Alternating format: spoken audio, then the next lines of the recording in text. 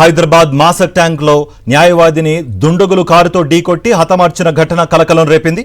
న్యాయవాది మొయిజుద్దీన్ తన ఇంటి నుంచి బయటకు వచ్చి కారులో బయలుదేరుతున్న క్రమంలో వెనుక నుంచి వచ్చి మరో కారుతో ఢీకొట్టారు. దీంతో మొయిజుద్దీన్ కు తీవ్ర గాయాలయ్యాయి. వెంటనే స్థానికులు ఆసుపత్రికి తరలించారు. చికిత్స పొందుతూ మొయిజుద్దీన్ మృతి చెందినట్లుగా పోలీసులు తెలిపారు. ఘటన అనంతరం నిందితులు అక్కడి నుంచి పరారయ్యారు. దుండగులు కారుతో ఢీకొట్టిన దృశ్యాలు సీసీ కెమెరాల్లో రికార్డయ్యాయి. ఘటనపై పోలీసులు కేసు నమోదు చేసి దర్యాప్తు చేస్తున్నారు. ఇదే అంశానికి సంబంధించి మరింత సమాచారం మా ప్రతినిధి విక్రమ్ లైవ్ ద్వారా అందిస్తారు. విక్రమ్, ఆ ఢీకొట్టిన కార్ నెంబర్ ఆధారంగా ఏమన్నా సమాచారం లభించిందా పోలీసులకు? పోలీసులు ఏం చెప్తున్నారు? కార్తిక్, ఈ కాజా మొయినుద్దీన్ సీనియర్ అడ్వకేట్ 63 ఏళ్ళు ఉంటాయి. అతడు ఈరోజు శనివారం ఉదయం 5:30 గంటలకు ఇంట్లో నుంచి బయటికి వచ్చారు. బయటికి వచ్చి కారు డోరు తీస్తున్న సందర్భంలో వెనక్కి నుంచి స్కార్పియో వాహనం అతి వేగంగా వచ్చి ఢీకొట్టడం జరిగింది. ఇది కుట్రపూరితంగానే మర్డర్ చేసినట్లు స్పష్టంగా అర్థమవుతున్న పరిస్థితి ఉంది. పోలీసులు దర్యాప్తు చేస్తున్నారు. క్లూస్ టీమ్ సంబంధించి ఎక్కడెక్కడ క్లూస్కు సంబంధించి కూడా ఆధారాలు దొరుకుతాయన్న దాని మీద క్లూస్ టీమ్ కూడా పర్యవేక్షణ చేస్తుంది. దీనికి సంబంధించి సీసీ కెమెరా ఫుటేజ్ క్షుణ్ణంగా పోలీసులు పరిశీలిస్తున్నారు. మనం చూసుకోవచ్చు, ఉదయం 5:30 గంటలకు ఇదే ఇంట్లో నుంచి బయటికి వచ్చాడు. ప్రతినిత్యం కూడా 5:30 గంటలకు ఇంట్లో నుంచి బయటికి వస్తాడు. ప్రతినిత్యం తన మనమడితో బయటికి వచ్చేది. ఈరోజు మాత్రం తాను ఒక్కడే బయటికి వచ్చాడు. కాజా మొయినుద్దీన్ డోరు తీస్తున్న సందర్భంలో వేగంగా స్కార్పియో వెహికల్లో వచ్చి గుద్దడం జరిగింది. దీంతో అతను 15 ఫీట్లు అటువైపు పడడం జరిగింది. తీవ్ర గాయాల పాలైన కాజా మొయినుద్దీన్ను స్థానిక ఆసుపత్రికి తరలించారు. అక్కడే అతను కన్ను మూశారు. దీంతో మనం చూసుకోవచ్చు, విషాద ఛాయలు అయితే అనుకున్నాయి. పోలీసులు దర్యాప్తు చేస్తున్నారు. 2 సీసీ కెమెరాల ఫుటేజ్ను క్షుణ్ణంగా పరిశీలిస్తున్నారు.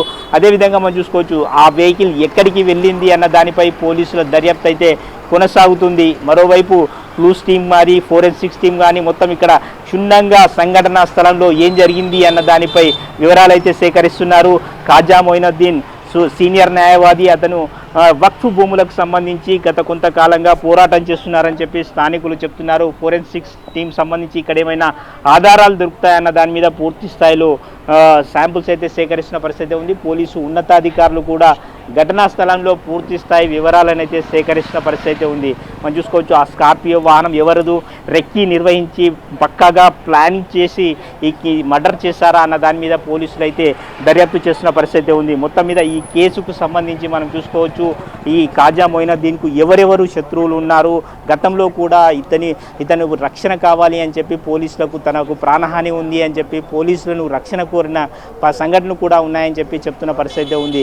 అసలు కాజా మొయినుద్దీన్ ఎవరు చంపారు, వక్ఫ్ భూముల విషయంలోనే చంపారా, వేరే ఇతర కారణాలు ఉన్నాయా అన్న దాని మీద అయితే పోలీసులు లోతైన దర్యాప్తు అయితే చేస్తున్న పరిస్థితి ఉంది. దీనికి సంబంధించిన సంఘటనకు సంబంధించిన వివరాలు అయితే పోలీసులు సేకరిస్తున్నారు.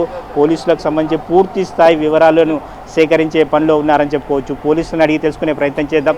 సంఘటనకు సంబంధించి ఏమైనా ఆధారాలు దొరికాయి? ఇప్పుడు చెప్పాం కదా, అది ఇంకా ఇన్వెస్టిగేషన్ అదైతుంది. మనకు కంప్లైంట్ వచ్చింది. ఫర్దర్ ఇన్వెస్టిగేషన్ బట్టి మేము ఏం చేయాలో అది. అంటే గతంలో అతను ప్రాణహాని ఉందని చెప్పి పోలీసులకు కోరారంట కదా సార్, నిజమేనా సార్? ఇంకా అదేం లేదు. మాకు ఇప్పుడైతే ప్రస్తుతానికి ఇది మాకు వీళ్ళపైన సస్పెక్ట్ ఉందనేది మాకు ఎఫ్ఐఆర్ లాడ్జ్ అయింది. దానిపైన మేము ఫర్దర్ ఇన్వెస్టిగేషన్ చేస్తాం. అంటే ఈ అనుమానితులు ఎవరు అన్నది తెలిసింది? వాళ్ళు రాసిస్తున్నారు, ఇంకా స్టేట్మెంట్స్ చేసుకోవాలి. తీసుకున్నాక అది ఉంటుంది. ఇప్పుడు ఫస్ట్ బాడీని షిఫ్ట్ చేసి ఎంక్వైరీ పంపించి ఆ ప్రాసెస్ అంత ఉంటుంది కదా. తర్వాత వాళ్ళు ఇచ్చిన కంప్లైంట్ల పైన మేము ఫర్దర్ ఎంతమంది అక్యూజ్లో వాళ్ళని వెరిఫై చేస్తాం. చూసుకోవచ్చు, దర్యాప్తు కొనసాగుతుంది అని చెప్పి పోలీసు అధికారులు చెప్తున్నారు. పోలీసులు అయితే కూడా సీసీ కెమెరా ఫుటేజీలు, అదేవిధంగా ఫోరెన్సిక్ నుంచి ఏమైనా ఫోరెన్సిక్ కానీ అదేవిధంగా ఇతర క్రైమ్కి సంబంధించి పూర్తి స్థాయి ఎక్కడ జరిగింది అన్న దానిపై కూడా ఏమైనా ఆధారాలు దొరుకుతాయన్న దాని మీద కూడా పోలీసుల దర్యాప్తు అయితే కొనసాగుతుందని చెప్పుకోవచ్చు. మొత్తంగా ఈ కేసు నిఘాకు సంబంధించి మనం చూసుకోవచ్చు. మేడం, ఈ కేసుకు సంబంధించి ఏమైనా ఆధారాలు దొరికాయా?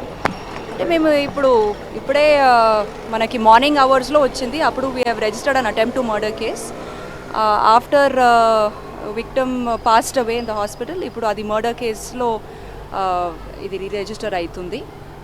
So we are investigating. ఒక 4 టీమ్స్ పెట్టాము సీసీటీవీస్ అన్ని వెరిఫై చేసేదానికి. ప్లస్ వీళ్ళు వెరిఫైయింగ్ ఏదైనా హిస్టరీ ఉందా డిసీజ్డ్కి ఎవరికైనా, బికాజ్ ఈజ్ అన్ అడ్వకేట్, ఏదైనా ఇష్యూస్ ఉన్నా అది కూడా వెరిఫై చేస్తున్నాం. మొత్తమే చూసుకోవచ్చు 4 టీంల ద్వారా పూర్తి స్థాయిలో మొత్తం ఈ కేసుకు సంబంధించి దర్యాప్తు వేగవంతం చేస్తున్నట్లు పోలీసు ఉన్నతాధికారులు చెప్తున్న పరిస్థితి అయితే ఉంది. Karthik, thank you Vikram.